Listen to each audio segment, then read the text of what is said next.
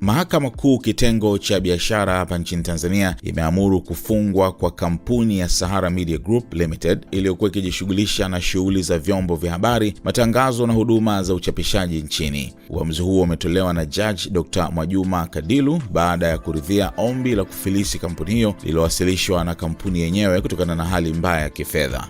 Ombi hilo liliungwa mkono na kiapo cha afisa mkuu wa kampuni Steven Diallo pamoja na nyaraka mbalimbali ikiwemo memorandum na articles of association, azimio la bodi ya wakurugenzi, notices za madai ya kodi kutoka Mamlaka ya Mapato Tanzania TRA Mwanza na taarifa za fedha zilizokaguliwa za miaka 2023 na 2024. Katika uamuzi wake, Jaji Kadilu alisema ushahidi uliowasilishwa unaonyesha kuwa kampuni hiyo imepata hasara kubwa, haiwezi tena kulipa madeni yake.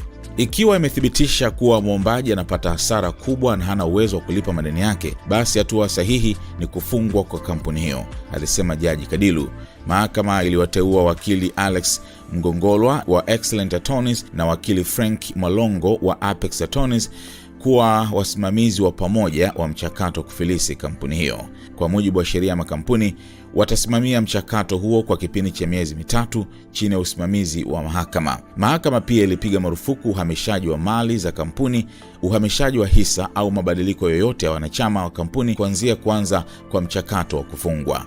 Ushahidi mahakamani ulionyesha kuwa kampuni hiyo ina deni la kodi la takriban shilingi milioni 97.7 kwa TRA, huku taarifa za fedha zikionyesha hasara ya zaidi ya shilingi bilioni 3.9 mwaka 2023 na hasara zingine katika miaka iliyopita. Aidha, ilielezwa kuwa takriban 80% ya mapato ya kampuni yalikuwa yakitumika kulipa madeni ya kodi, hali iliyofanya ishindwe kuendesha shughuli zake na kutimiza majukumu yake ya kifedha. Kwa mujibu wa mahakama, wasimamizi walioteuliwa watachukua udhibiti wa mali zote za kampuni, kusimamia ulipaji wa madeni na kuwasilisha ripoti ya mwisho mahakamani baada ya kukamilika kwa mchakato huo. Uamuzi huo unaashiria mwisho wa shughuli za Sahara Media Group Limited baada ya miaka kadhaa ya changamoto kubwa za kifedha, ambapo Sahara ni kampuni ambayo imejizolea maarufu kwa kuwa na vyombo vya habari vyenye nguvu kama Radio Free Africa, Star TV, Kiss FM pamoja na gazeti la Msanii Africa. Kwa hiyo ni habari ambayo imepokelewa kwa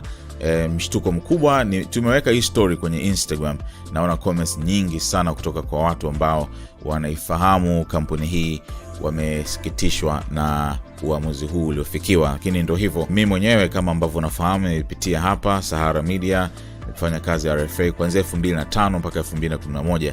Kwa hiyo ni huzuni pia kusikia kwamba kampuni ambayo imenilea na imenipa uwezo mkubwa wa kufahamika nchi nzima imepata changamoto hii.